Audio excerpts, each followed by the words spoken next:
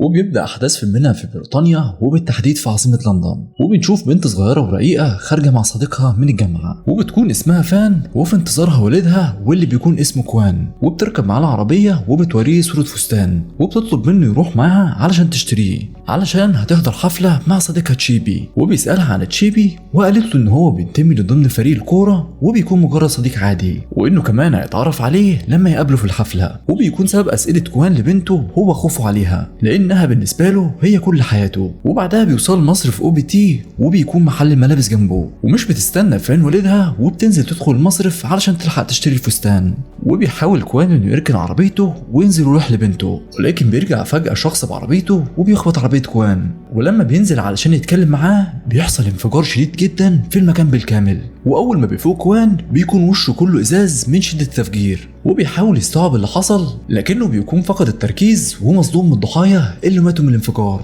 وبيكون كل هدفه انه يوصل المحل علشان يطمن على بنته. وبعدها بنشوف داخل مركز الاعلام بنشوف صحفي اسمه ايان واللي بيكون بيشتغل في مكتب مترو، وبيجيله اتصال مهم جدا لكن بيتفاجئ من الخبر اللي بيسمعه، وبنعرف ان اللي بيكلمه شخص ارهابي عضو في الجناح العسكري الديمقراطي المستقل، وبيعلنوا عن مسؤوليتهم في انفجار القنبله داخل المصرف، وبيعرفوا ان المصارف البريطانيه كلها مستهدفه من الاتحاد الديمقراطي وهيستمروا في عمليات التفجير بسبب دعم المؤسسات الماليه البريطانيه لاحتلال شمال ايرلندا والسيطره الغير قانونيه عليها. وبيتصدم ايان من الخبر اللي سمعه من الارهابي وبيروح على مكتب المدير وبيعرفوا كل اللي حصل، وبيقلق المدير جدا وبيروح يطلب من الصحفيين انعقاد مؤتمر عاجل لمعرفه المسؤولين عن الانفجار، وعلى طول بيناشدوا الحزب السياسي علشان يتاكدوا من الخبر وعلشان يعرفوا ان المسؤول عن الانفجار ده هو الاتحاد الديمقراطي ولا جماعه داعش الارهابيه. وبنرجع لمكان الحادث وبنشوف فريق الاسعاف وهم بينقذوا ضحايا الانفجار، وبنلاحظ وجود الصحفي ايان في مكان التفجير واللي بيكون علشان يغطي اخبار الحادثه، وبدأ ان هو يصور في الضحايا ولكن بيلاحظ فيه صورة حزينة جدا واللي بيكون كوان حاضن بنته فان داخل المحل ومتأثر جدا بموتها. وبعدها بنشوف المجموعة الإيرلندية المسؤولة عن التفجير وبيخبط عليهم الشخص الإرهابي المتسبب في الحادثة، وبيتابع معاهم أضرار التفجير وإصابتهم للمدنيين وعدد الضحايا، وبيقرروا ان هم محدش يخرج من الفندق علشان الشرطة بتدور عليهم. وبعدها في مدينة بيلفاست عاصمة إيرلندا الشمالية بنشوف شخص اسمه ليام واللي بنعرف ان هو نائب الوزير في حكومة إيرلندا، واللي بيتفاجئ برسالة على موبايله واللي بيكون فيه انفجار في لندن واللي متسبب فيه هم أشخاص إيرلنديين، وبتتصل بيه مراته ماري وبتعرفه عن الانفجار واللي حصل هناك، وبيحاولوا يوصلوا ليه لكن موبايله بيكون مغلق، وبيتهرب منها ليان ومش بيرضى يعرفها عن مكانه. وبعدها بنشوف كوان في أوضة بنته وبيتأمل في لبسها وألعابها واللي بيكون حزين جدا جدا على فراقها. وبنشوف واحدة اسمها كاترين عضوة في الحكومة البريطانية واللي بتتصل بليام وبتتناقش معاه في موضوع الانفجار، وبتطلب منه في أقرب وقت إنه لازم يقبض على الإرهابيين. واتنين من الشرطة بيروحوا لكوان علشان يستلم منهم باقي أغراض بنته اللي عثروا عليها بعد الانفجار، وبيعرفهم إن هي كانت بالنسبة له كل حياته، وبيتمنى للي قتلوها إنهم ياخدوا أقصى عقوبة. وبيجتمع ليام مع أعضاء الحكومة وبيسألهم عن نفذوا الانفجار هل بيكونوا إيرلنديين ولا جماعة مستقلة، وبيقول لهم إن الحكومة البريطانية قدرت تتعرف على أنواع المتفجرات واللي بتكون من صناعتهم ويستخدموا كلمة السر الخاصة بيهم، وبيأكدوا إن في عضو خاين بينهم وهو اللي نفذ العملية. وبيروح كوان هيئة مكافحة الإرهاب وبيتقابل مع ضابط بروملي علشان يعرف منه أسماء اللي نفذوا التفجير وبيديله كل الفلوس اللي معاه، ولكن بيرفض بروملي وبيعرفوا ان حق بنته هياخده وانه ده من اختصاصهم. وبنروح للاحداث بعد 3 أسابيع من التحقيقات، وبيكون كوان قاعد وبيشوف ليام في الاخبار وبيقرر انه يتصل بيه علشان يعرف منه الاسماء اللي نفذوا التفجير، وده عشان كوان كان عضو سابق في الاتحاد الديمقراطي، وليام بيعرفه ان لسه التحقيقات ما وصلتش لاي حاجه. وبيقرر كوان يحرق كل الصور والاوراق اللي معاه، ولما بتدخل عليه لام صديقته عرفها ان هو كاتب المطعم ليها باسمها علشان وافقها، وعلى طول بياخد عربيته وبيروح يشتري بعض الادوات، وبيحط بادج على العربيه باسم كرين لرعايه الحدائق والمنتزهات، وبيكسر شريحه الموبايل اللي معاه وبياخد موبايل جديد علشان محدش يعرف يوصل له، وبيروح على ايرلندا الشماليه وبيحجز اوضه داخل فندق، وبيروح بعدها على مكتب ليام، ولما بيتقابل معاه للمره الثانيه بيطلب منه اسماء المتفجرين ولكن مش بيوصل معاه لاي معلومه، فبيقرر يدخل الحمام بتاع المكتب وبيصنع قنبله تحذيريه علشان يهدد ليام، واول ما بيخرج بتنفجر القنبله وبيتدمر الحمام بالكامل. ولما بيوصل المحقق بيعرف ليام بان القنبله دي من المواد الخاصه بالتدمير وانها كانت مجرد قنبله تحذيريه. وبيتصل كوان بليام وبيساله تاني عن مين اللي قتل بنته، ولكن بيتعصب عليه ليام بسبب اللي عمله، وعلى طول بيطلب من رجالته يدوروا على كوان ويقبضوا عليه. ورجاله ليام بيروحوا ياخدوا العربيه من الجراج، ولكن بيلاحظ واحد منهم بوجود قنبله داخل تانك العربيه، وده بيكون تهديد واضح وصريح علشان ياخد الاسماء. وكوان بنشوفه وهو بيحضر تاني قنبله من المواد اللي معاه. وتاني يوم بيتكلم ميكي مع ليام وبيعرفوا ان كوان ممكن يوصل ليه في اي وقت. وبيجي اتصال لميكي بان هم قدروا يعرفوا مكان كوان، واول ما بيوصلوا لمكانه بيحس كوان بوجودهم وبيحاول انه يهرب من شباك صغير داخل الاوضه، وبيطلع منه على السطوح ولكن بيضرب واحد من رجاله ليام.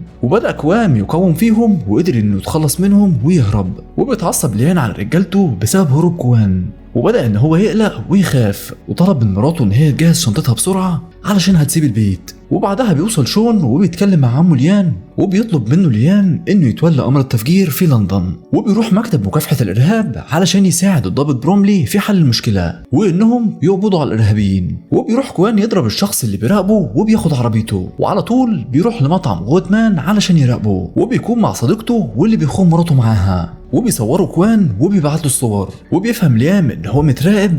وبعدها بنشوف شون وهو داخل المتحف الملكي علشان يقابل القائد بروملي، وبيحاول يأكد له انه اللي نفذ العملية دي مش ايرلندي، ولكن القائد بروملي بيأكد له ان الدليل الجنائي اثبت غير كده، وده بخلاف كلمة السر الخاصة بيهم اللي استخدمت في الانفجار. وبيتفقوا ان هم يغيروا كلمات السر اللي بين الاعضاء وتكون بسرية تامة علشان يقدروا يكشفوا الارهابيين. وبعدها بيروح كوان المزرعة علشان يطارد ليام، وبيخفي اثار عربيته بالاشجار، وبيزرع قنبلة داخل المكان، واول ما بتنفجر بيخرج ليام ورجالته. وقتها بيعرف ليان ان كوان مش هيسيبه، وبتكون ماري مراته قلقانه من اللي بيحصل. وبتعرف ليان ان هي هتسيب المزرعه وهتروح لندن علشان تقعد مع بنتها كاري. وبنشوف اتنين من الارهابيين وهما بيجهزوا للقنبله وانهم بيستعدوا لعمليه جديده. واحد منهم بيعرف صديقه بتغيير كلمه السر، وفي نفس الوقت بيفجر كوان قنبله في عربيه ليام، وبيعرفوا ان القنبله اللي انفجرت فيها تحكم عن بعد، وده ياكد قرب كوان من المزرعه. وبداوا ان هما يطاردوه، ولكن كوان بيقدر انه يتخلص منهم واحد ورا التاني،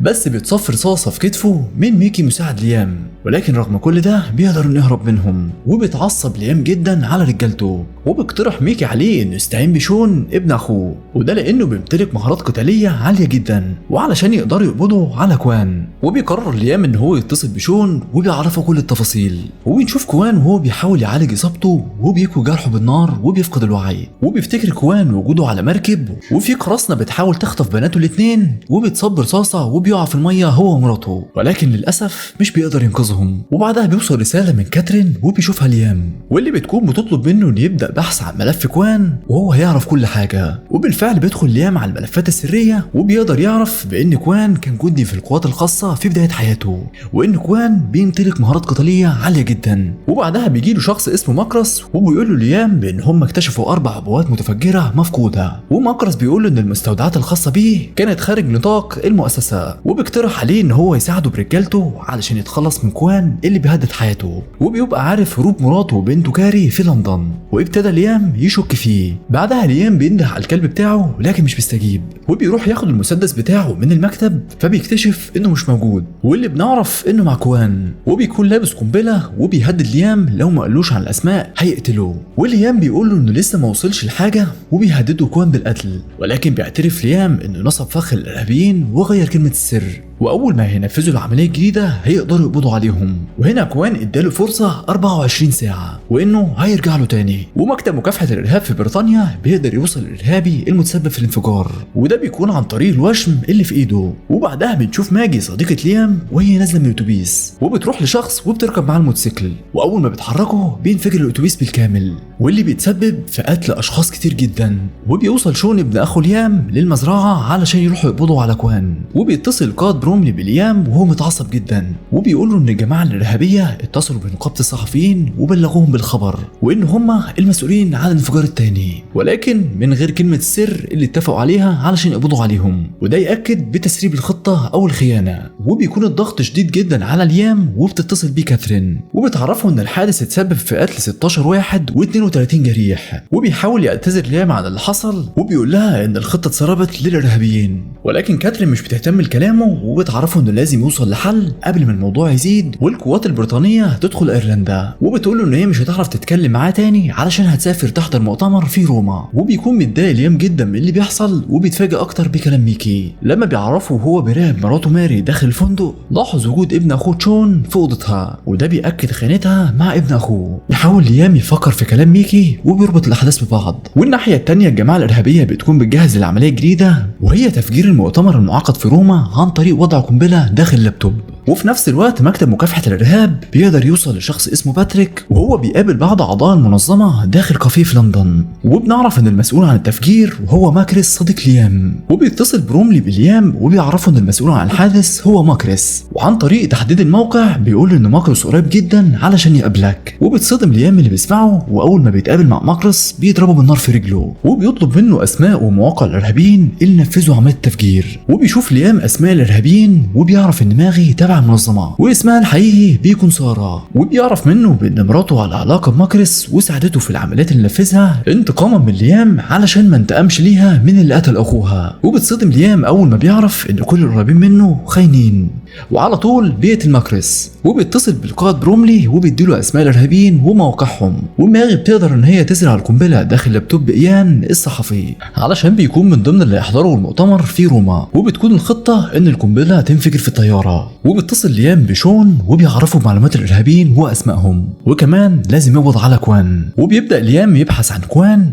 واول ما بيوصل لمكانه بيهاجمه كوان وبيقدر يتغلب عليه، وبيساله عن اسماء الارهابيين اللي تسببوا في قتل بنته. ولما بيعرف المعلومات بيفكه ويخليه يرجع المزرعه. واول ما بيتقابل مع عمه ليام بيتفاجئ ان هو عارف كل حاجه بينه هو ومراته، وان الخطه كلها اتسربت عن طريق ماري، وده بيكون بسبب سماعه للمكالمه اللي كانت ما بينهم، وعرفت كلمه السر لما كان عندها في الفندق. والقائد بروملي بيقدر يحاصر هو ورجالته موقع الارهابيين، وفي نفس الوقت بيكون كوان وصل لموقعهم وبينتحل شخصيه فني غاز علشان يدخل يفحص الشقه.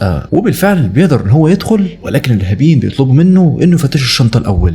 واول ما بيفتحوها بيلاقوا فيها سلاح، وبيقدر كوان ان هو يشتبك معاهم تحت ضرب نار كثيف جدا، واللي بيخلص عليهم واحد ورا التاني ما عدا باتريك الشخص اللي على ايده وشم واللي بيكون متسبب في قتل بنته. وبيتعارك مع كوان بكل مهارته القتاليه انتقاما لبنته، وبتنتهي في الاخر بقتل باتريك. وبيلبس الجاكيت بتاعه وبيهرب، وبيقتحم قوات مكافحه الارهاب المكان، وبتكون ماغي لسه عايشه، وبيعذبوها لحد ما بيعرفوا منها مكان الانفجار الجديد وان القنبله داخل لابتوب الصحفي اللي بيكون على الطياره. وبالفعل بتوصل القوات لمكان ايان وبياخدوا منه اللابتوب، وبينفجر اللابتوب بدون اصابه اي شخص. وبتوصل معلومات للقائد بروملي بان اللي قتل الارهابيين بيكون شخص صيني، وبيطلب بروملي اللي قبض عليه في اقرب وقت. وبتتصل كاترين بليام علشان تشكره علشان بيكون انقذها من الموت بسبب وجودها داخل المطار، ولكن بيتعرفوا انه هيتحافظ عليه داخل مكتبه بسبب اشتراكه مع ماكروس، وانه كان على علم بالحوادث اللي حصلت. وبعدها بيروح شون يقتل ماري بامر من عمه، وده بيكون بسبب خيانتها ليهم، ودي بتكون اخر مهمه هينفذها وهيبعد عن لندن.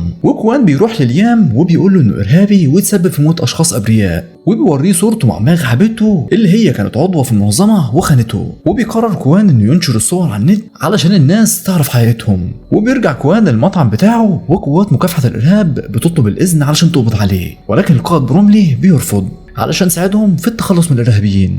وبكده خلص فيلمنا، وما تنساش تزورنا في القناه، هتلاقي ملخصات كتير تعجبك، وما تنساش تشترك في القناه وتفعل زر الجرس. ولو في فيلم عاوزنا نلخصه اكتبه تحت التعليقات، وسلام.